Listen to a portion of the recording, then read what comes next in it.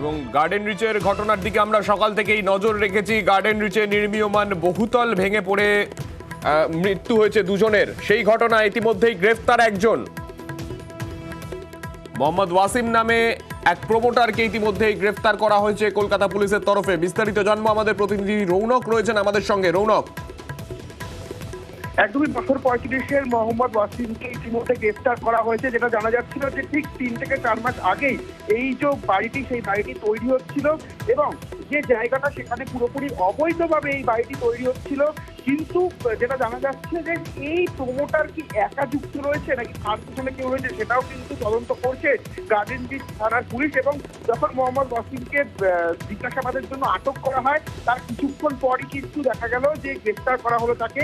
এছাড়াও এই বিষয়গুলো তদন্ত করছে কলকাতা পুলিশ যে এর পেছনে মোহাম্মদ ওয়াসিম ছাড়াও অন্য কেউ জড়িত কিনা। কারণ তুমি দেখেছো যখন মুখ্যমন্ত্রী মমতা বন্দ্যোপাধ্যায় এই ঘটনাস্থলে এসেছিলেন, তিনি পরিদর্শন করেন এবং তিনি এই বিষয়টি লক্ষ্য করে বলেন, বার্তা দেন যে এইখানে কি করে অবৈধ নির্মাণ হয় এবং প্রশাসনের চোখে ফাঁকি দেওয়াতে সেই বিষয়ে কিন্তু একটা তিনি সুর চড়িয়েছিলেন এবং কি করে অবৈধ নির্মাণ করতে পারে এখানকার লোকেরা এবং এই অবৈধ নির্মাণ রুখতে হবে, আইনত ব্যবস্থা নিতে হবে, এমনই কিন্তু করা বার্তা দেন তিনি। এবং তার কিছুক্ষণের মধ্যেই এই যে প্রমোটার মোহাম্মদ ওয়াসিম 35 বছরের, তাকে কিন্তু গ্রেফতার করা হয়। এখনো তদন্ত চলছে যে শুধু কি মোহাম্মদ ওয়াসিম নাকি এর পেছনে আরো কোনো কেউ যুক্ত রয়েছে কিনা। কারণ প্রমোটার হিসাবে এই ফ্ল্যাট যেটা তৈরি হচ্ছে যে বহুতল 5 তলা, তার ক্ষেত্রে শুধুই কি তিনি একা তৈরি করছিলেন নাকি তার সঙ্গে আরো কেউ যুক্ত ছিল সেই বিষয়ে কিন্তু এখনো তদন্ত করছে গার্ডেন রিচ থানার পুলিশ। কিন্তু ইতিমধ্যে যে মূল অভিযুক্ত হিসাবে উঠে আসছে স্থানীয় বাসিন্দাদের সূত্রে এবং জানা যাচ্ছিল তিনি 3 মাস আগেই ফ্ল্যাট তৈরি করছিলেন,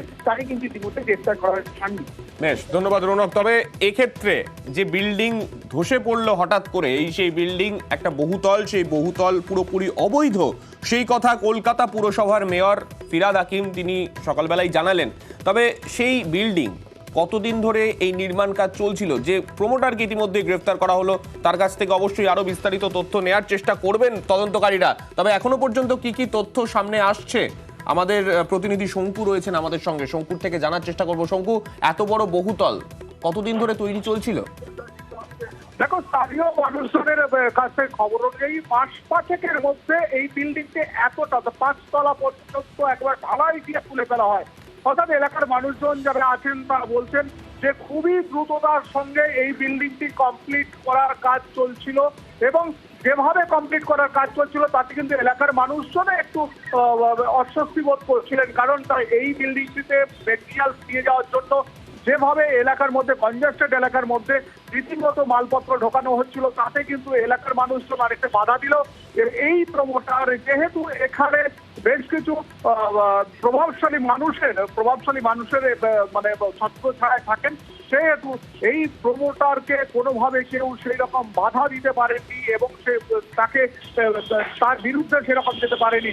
তবে পুকুরের ওপর হচ্ছিল এটা নিয়ে কেন এ পর্যন্ত পুলিশ থেকে আরম্ভ করে কিংবা প্রশাসনিক যারা রয়েছেন তারা জানতে পারলেন না, সেটা নিয়ে কিন্তু যথেষ্ট প্রশ্ন উঠছে। কিন্তু বারবার ধরে একটা কথাই এখানে উঠছে যে মাঝে মাঝে এখানে কর্পোরেশনের কোনো লোকজন তারা আসতেন এবং এখানে যে সমস্ত অবৈধ প্রমোটিং কিংবা কিছু হয় সবাই ভাবতেন তারা আসতেন যে এখানে এসে হয়তো তারা মানা করে যেতেন, কিন্তু তারা যে আসতেন তারা নিঃসন্দেহে জানতেন কিংবা এখানে যে সমস্ত লোকজন রয়েছেন কিংবা প্রমোটারের লোকজন রয়েছেন তারা যেভাবে বাইক নিয়ে সারাদিন ঘোরাফেরা করতেন, তার জন্য কিন্তু এখানে, অর্থাৎ তুমি বুঝতেই পারছো এটা বন্দর এলাকা, মানুষ কিন্তু অনেকেই যারা সাধারণ মানুষ তারা একেবারে ভয়ে থাকেন, যার ফলে কিন্তু এখানে অবৈধ নির্মাণ যেরকম ভাবে দিনের পর দিন হয়েছে তার সঙ্গে কিন্তু এখানে টুকটাক অবৈধ নির্মাণ হওয়ার পরে দেখে যাওয়া, হেরে যাওয়া, এইসব বিষয় রয়েছে। তবে এই যে ঘটনা ঘটেছে একটা অবৈধ নির্মাণের ফলে,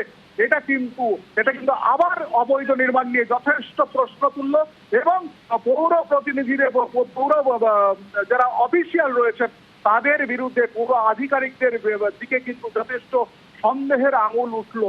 কারণ কেন উঠছে, কেন দিনের পর দিন অবৈধ নির্মাণ হচ্ছে, সেটা নিয়ে সাধারণ মানুষ এই মুহূর্তে কিন্তু উৎসুক হয়ে রয়েছেন।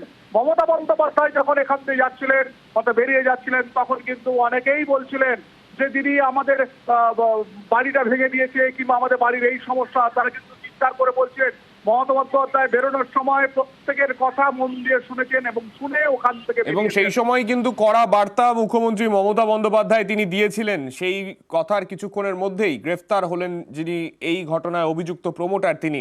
ধন্যবাদ তোমায় শঙ্কু।